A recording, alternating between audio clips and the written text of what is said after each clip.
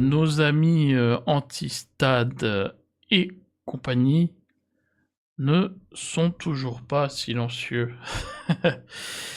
J'ai vu que eux aussi ont vu cette mise au point de Denis Lessein, mais eux l'ont interprété à leur sauce.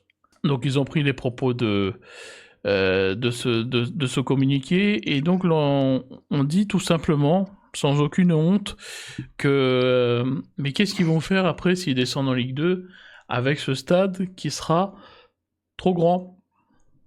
Eux qui depuis des années nous disent qu'on fait un stade trop petit. Donc c'est assez formidable quand même de pouvoir se foutre à ce point de la gueule du monde. C'est pas de la biodiversité, c'est pas du tout de l'écologie, hein. C'est juste de l'anti-football et de l'anti-réussite d'entreprises du coin. Ils veulent juste que le stade ne se fasse pas pour des raisons politiques. Ils vont même sur le plan sportif pour aller essayer de justifier leurs propos. Là, ils ont même été jusqu'à parler du mercato.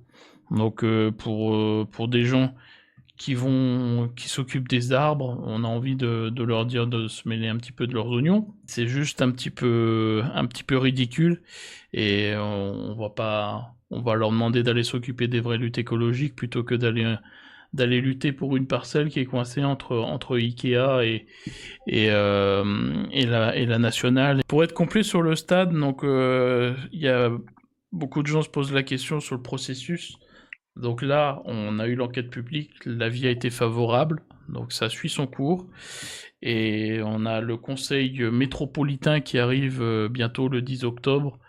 Et ça sera à l'occasion de la déclaration de projet de mise en compatibilité du PLU.